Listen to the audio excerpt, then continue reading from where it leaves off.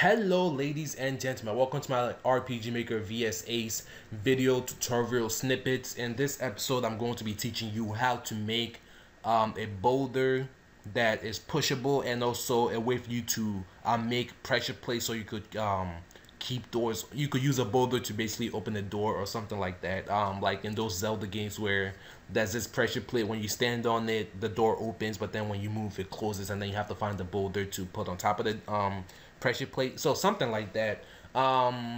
So yeah, there's two ways we can do this. Two ways. A hard way but efficient way, or an easy way but kind of not less efficient. So let me go ahead and just show you what's happening. Okay, so we already got the boulder working, so yeah, and whenever this guy freezes, that means the door is opened.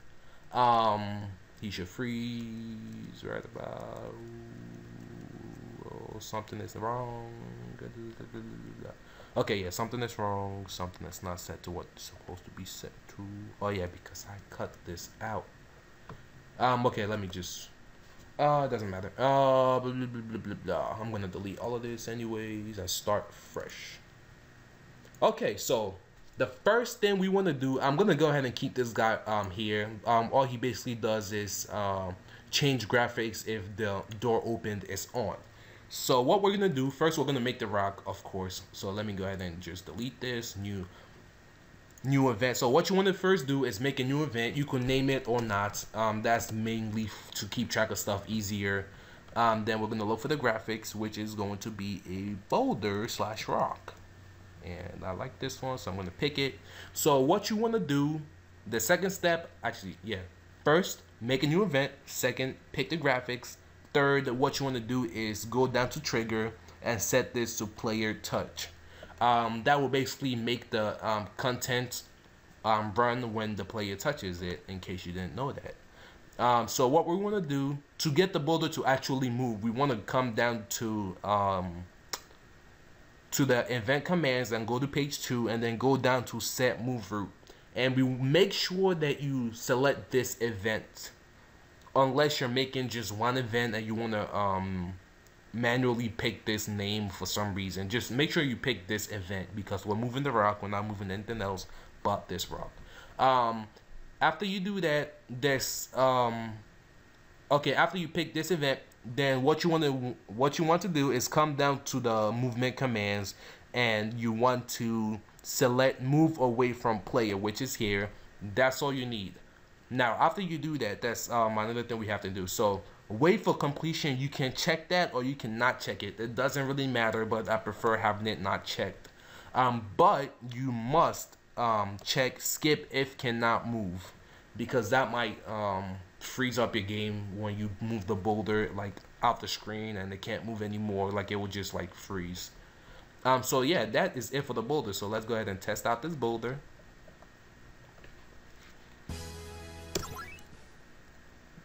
Just out the boulder, just out the boulder. So we can now move the boulder like before. Okay, so now let's pretend that this little spot right here is a pressure plate. And in order to get this guy to open up, which is basically make him turn into ice, we have to move this boulder to this pressure plate. So what we want to do is we're gonna need two variables. So the first one is going to be the x. The first one is going to keep track of the x location of the boulder. The second one is going to keep the y, keep track of the y location of the boulder or the rock. So what we want to do is make a new event. Make sure it's parallel process. When you're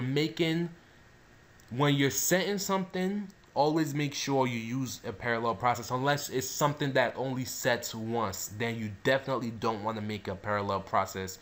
You will want to make an auto run, and then you make sure that you either erase the event or make the event go into another page by using self switch A or whatever you want to do.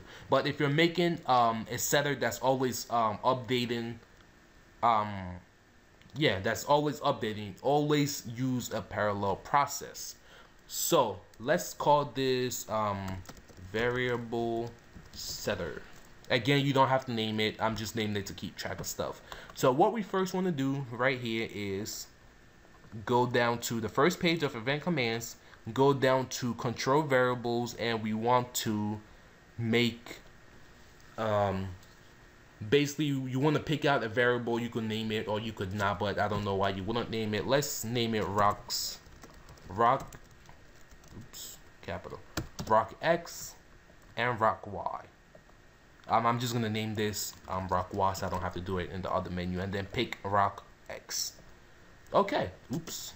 After you name it and pick the the variable ID, what you want to do is come down to game data, and you want to click on the little 3 dots, and then go over to character, and then go over to not this event, rock 1. Okay, and then you leave it at map X, and if it's not at map X if it's not at map X, it's gonna be on map X when you first make one. So just leave it at map X, copy paste. Oops. Okay. Delete this one. I'm gonna delete this one too. Copy paste.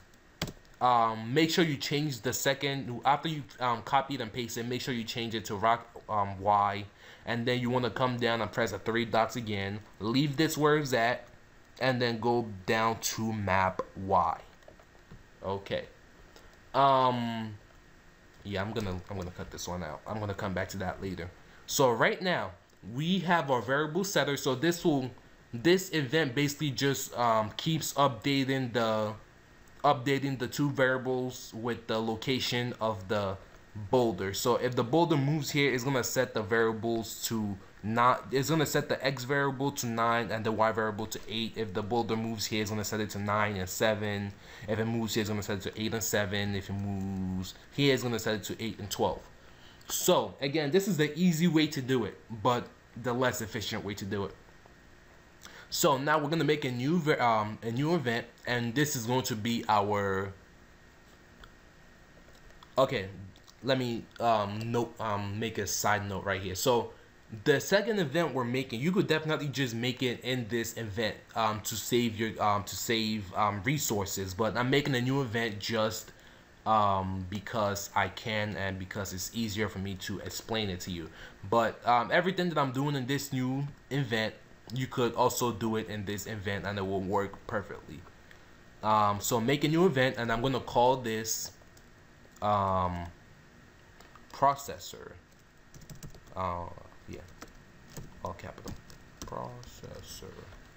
So processor, and again I'm gonna set it to parallel process, because it's always gonna keep on checking, keep on processing, keep on doing whatever it's doing until time is finished or over.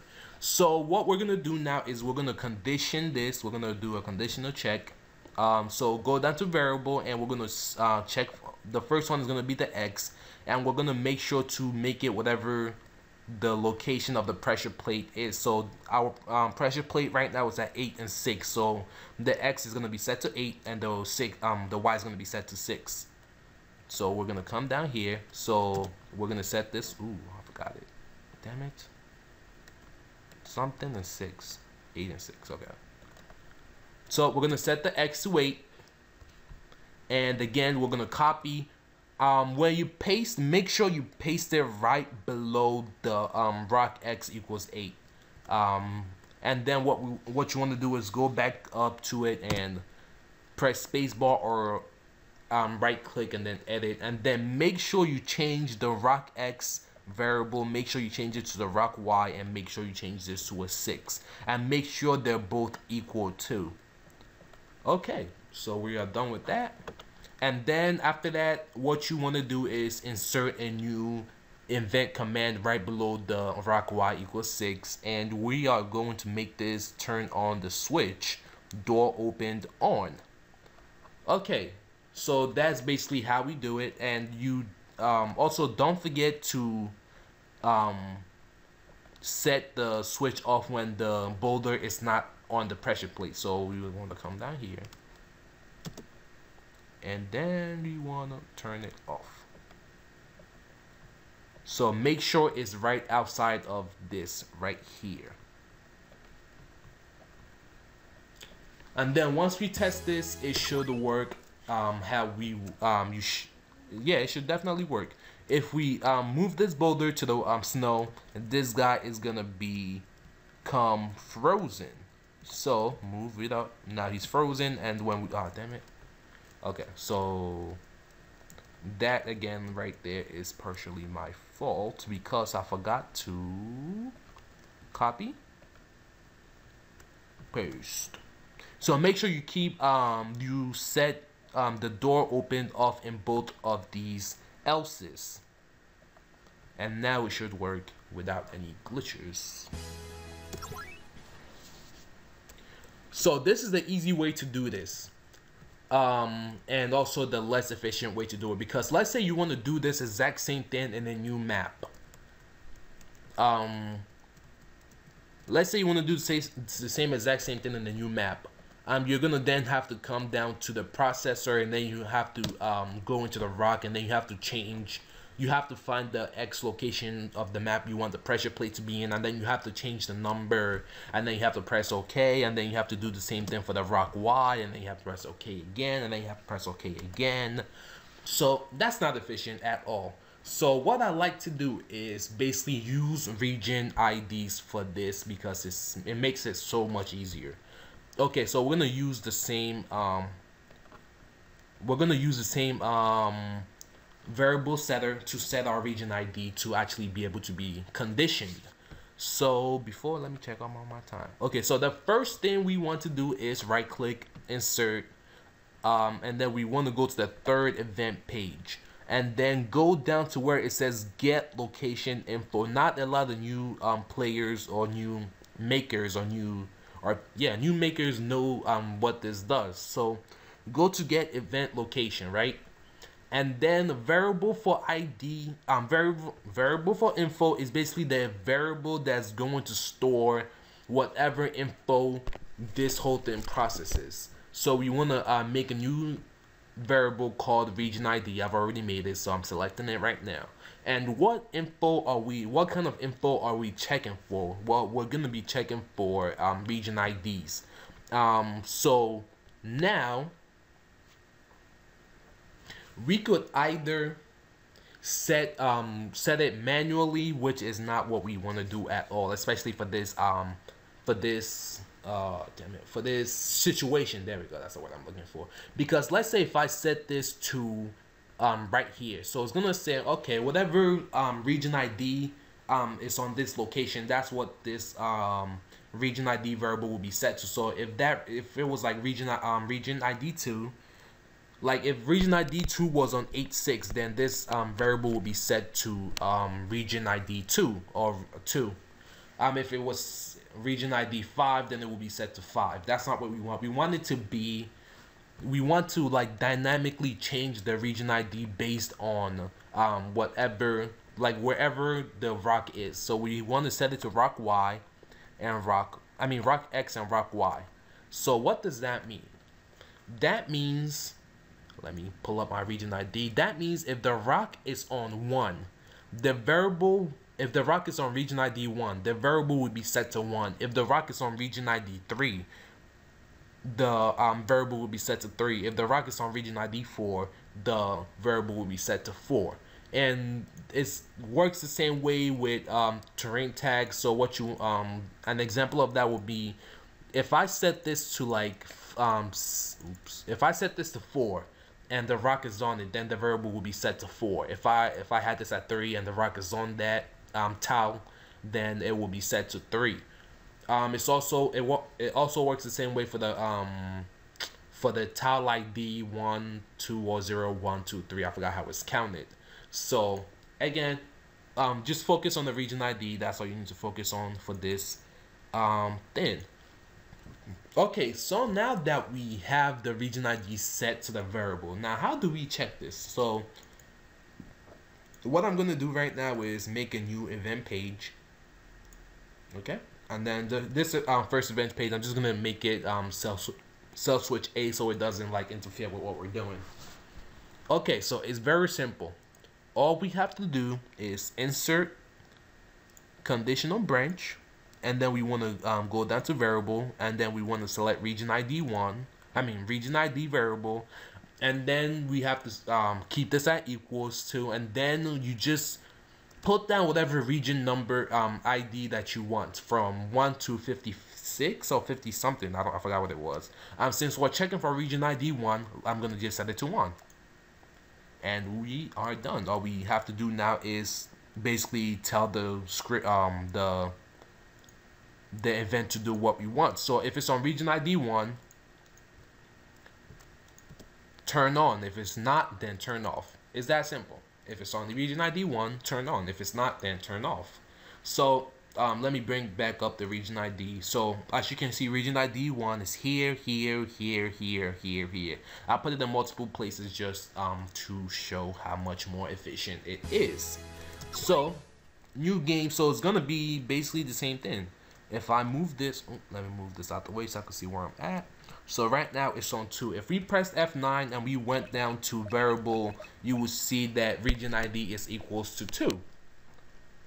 And then if we moved it over one more time, this guy should now be, it's not frozen. Okay, so I'm on region ID 3. What's happening? Variable, region ID 1. Okay, my bad, I am doing something wrong. Okay, this page, region ID equals 1, door on, door off. Oh, okay. So again, I forgot to set it to parallel process, so that was my bad again. Make sure to set your processors to parallel process, or you will spend eternity trying to figure out why it's not working. Because that has definitely happened to me multiple times. Like I just spent like a whole day trying to figure out why something wasn't working. So right now I'm on region ID 1. Right now I'm not on region ID 1. Region ID 1 again there. If I move up right there, region ID 1 again. Move down, region ID 1 here. No, yes, no, yes, no, yes. So region ID 1. So why is this more efficient, you ask? Well, let's say you want to have the same thing happen on, let's say you have 4 maps, and those 4 maps, there's this the people that were making those maps went frantic with making pressure plate doors, and let's say you want to copy the exact same thing 4 times. Well, if you did it the old way, which is an easy way, you would then have to come down to rock X and change the Y. So you have to change the Y manually, so set it to whatever the X of the new pressure plate location is, and then you have to set the X and the Y of the new pressure plate location. So let's say the new X and Y was 5 and 2, then you have to come here, enter it, then set this to 2, and then press OK, and then go down here and set it to okay, set the first one to 2, and then set this one, set the first one to 5, and then set this one to 2, and you have to do that 4 times. So that's 4 times 2, which is 8. So you have to do it 8 times, basically, for each X and Y 4 times. So that's not efficient. So it's easier for you to just come down to region ID, select region ID 1, and paste it. And then this becomes a new place for the pressure plate to work. And if you don't even want it to be region ID 1, it's still easy to change it. All you have to do is come down here, and then go to region ID 1, and then just change the 1 variable, and it will become a new 1. So if I change this to 2, now let's see what happens when I put it on 2. Okay. It's already on 2 right now, that's why my guy's frozen, but once we move it off of 2, it's frozen. This is also 2, so it should be frozen, no longer frozen, frozen one more time. So as you can see, it's way more efficient to do it with the region IDs. Yeah, so I'm gonna have a few more tutorials tonight. One is gonna be for spike traps. The other one is going to be how to pull the boulder, because right now we know how to push. Pulling is a different story because it's harder to do. It's harder to pull a boulder. Way harder to pull a boulder. But when I figure it out, because I don't know how to do it. Once I figure it out, I'll let you guys know with a tutorial walk. Thank you guys again for watching. Make sure to hit that subscribe button to be updated every time I release a new video. Please make sure to like this video because it helps me out a lot to know what you guys like and what you guys don't like. Make sure again to leave me a comments down below for any tutorial ideas you want. If you want to know how to do something, make sure you let me know because I will take the time out of my day to make you guys a video. Taking my time out of my day to make you guys a video to help you with your games and whatnot. So thank you guys again for watching. Make sure to be tuned in for my next 2 or 1 tutorial that I'm going to be making tonight. Peace.